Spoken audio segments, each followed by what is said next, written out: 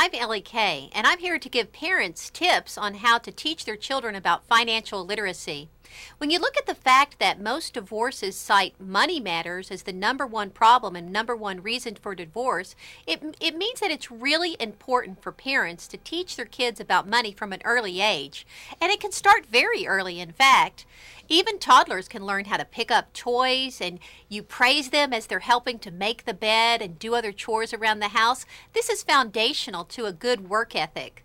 By the time a child gets to be 7 to 10 years old, that's the time to introduce an allowance. And don't only just introduce an allowance and give them one, but come alongside them. Help them learn how to manage that allowance to where they're saving part of it, they're spending it very wisely, and they're maybe even sharing with a nonprofit in the community.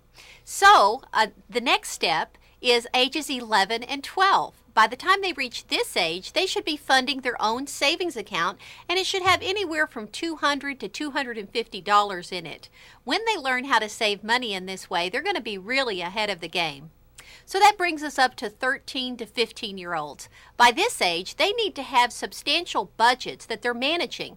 I recommend a budget that lasts an entire semester, whether it's back to school supplies or clothing for an entire semester. And the key to these budgets is to be able to track them. So a really great option is Pass from American Express, which is a prepaid reloadable card that parents get to give to their teens. It's kind of like driver's ed for a teen's wallet, except for the parents are the ones that are in the driver's seat. And it's sure far better than sending your child to the mall with cash or your debit card, because you can actually go online and track the purchases that they're making. Another good option is the family 401k.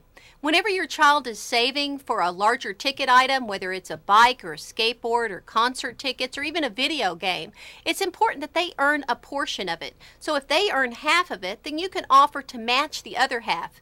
And it's pretty incredible to me as a mother of 7 as to how good a care these kids take care of the things that they've bought when they've paid for half of it themselves.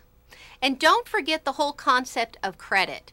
In our family, we always told our kids that if they wanted to borrow money on their allowance, they had to prove that they could pay that money back the next month, so they weren't carrying over a balance from month to month.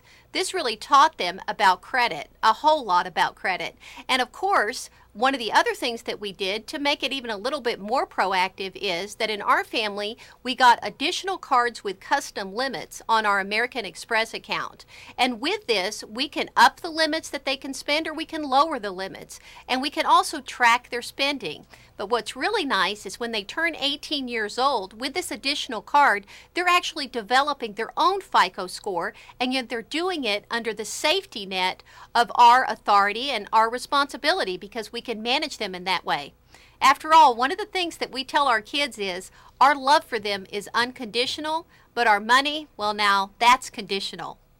For more information, you can go to elliekay.com and look at my blog. Everything that we've talked about today is listed in the blog, as well as really helpful links that parents can use so that you too can teach your children about financial literacy.